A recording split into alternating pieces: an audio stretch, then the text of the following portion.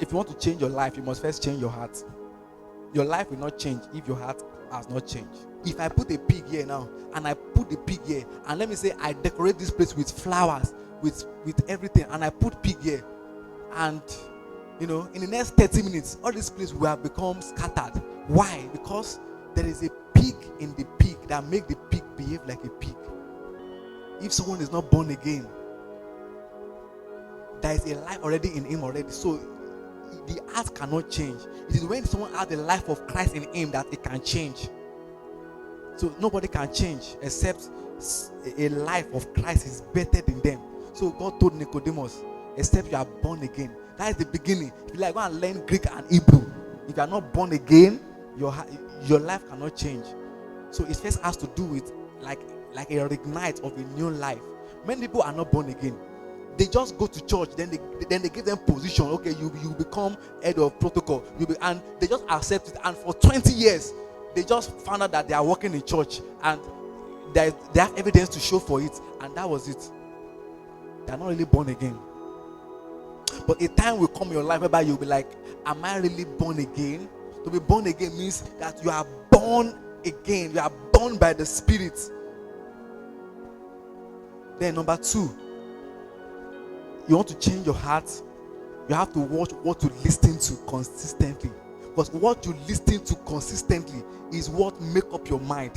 What make up your mind is what enters your heart, what you keep on listening to. Someone said, who you give your ears to will determine who controls your life. So whatever consistently enters your ear, whatever you constantly see, that is what shapes your heart. So you cannot change your life unless you change what is entering into your ear that leads to your heart. Unless you change the environment, unless you change the person, or there are some things that will remind you of who you were yesterday. You have to leave those things. You have to change. Change is constant, and that is the thing that must happen to anyone who wants to have a change of life. God is bringing this word to pierce our heart so that we can matter in His kingdom. The Bible said in Timothy, He said, in a great house, there are so many vessels. Some are wood, some are clay, some are bronze, some are silver, some are gold. Same house, same instrument. You, what kind of instrument are you? It's your heart that determines the kind of instrument you are. Your heart. So all this bronze, all this is the heart. Is the heart. So when God can find the right heart, God will be proud of the right heart. So many things that we are praying for today is not really in God's heart again. Let me end this meeting with Proverbs chapter 6 and in verse 16. The Bible said that there are 6 things that the Lord hates, and the 7th one is abominable. Like, is abomination unto God. Number 1, a proud look. Someone just looking proud. God hates it. So you are like, what did God hate? You are not acting proud, though. You just look like someone that is proud. God does not like it. Number 2, a lying tongues that lie. God don't like it. A hand that shed innocent blood, that bring people down. A heart, this is where I'm going to. A heart that divides wicked. So when I say having a pure heart, like I said, it's not about being perfect. It's about not being wicked.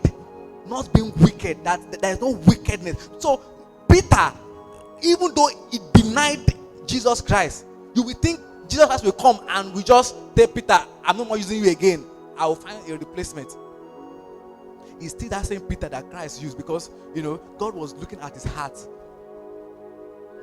All of them fishermen, they were all fishermen. Some were tax collectors. They were arrogant people. Fishermen don't use good language. They use anyhow language. Tax collectors don't use their agberos. They use anyhow. But do you know what? Beyond those things, God was looking at their hearts.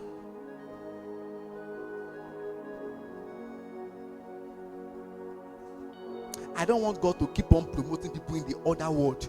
Why we believers, God will be keeping us stay? Because of our heart is not pure. A heart that is not wicked.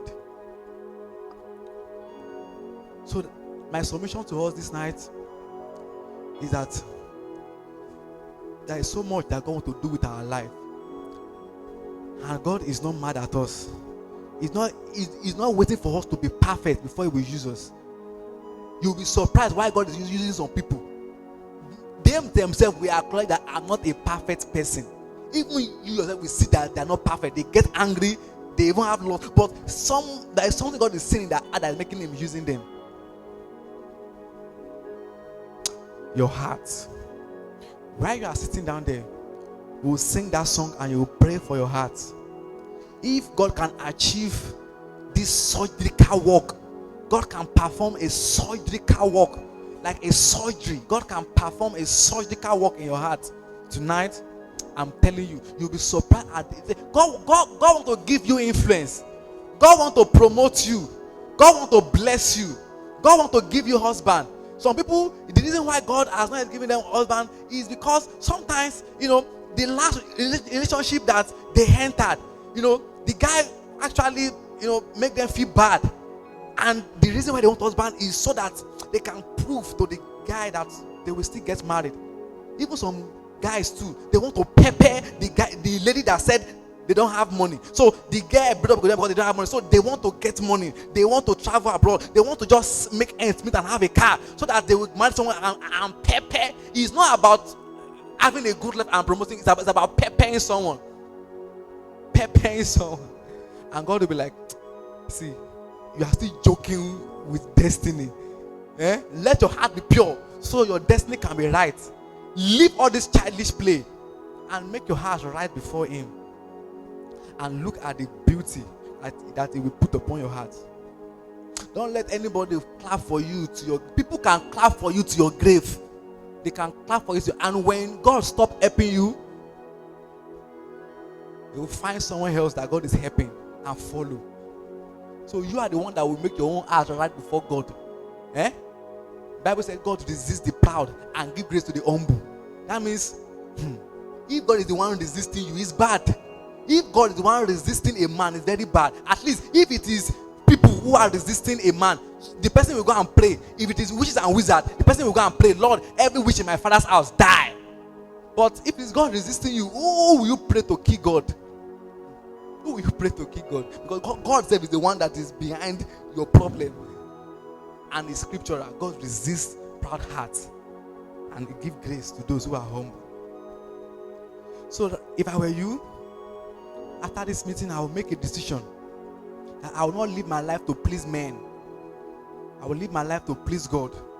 At least let it be that if Jesus Christ come today, I will say I try.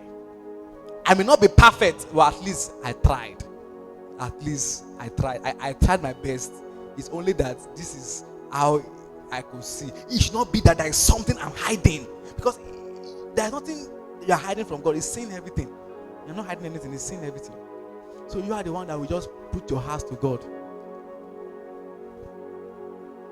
Proverbs 23 and in verse 26, He said, my son, give me your heart.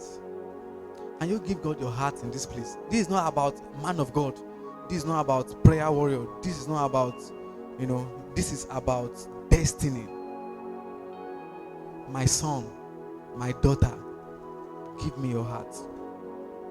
So that when pride wants to come, it will find Jesus already sitting down in your heart. So that when pornography wants to enter your heart, it will find Jesus already sitting down in your heart. So that when fame wants to enter your heart, it will find Jesus already sitting down in your heart. So that when money wants to come and carry you away, lust of the flesh, it will find Christ already sitting down in your heart.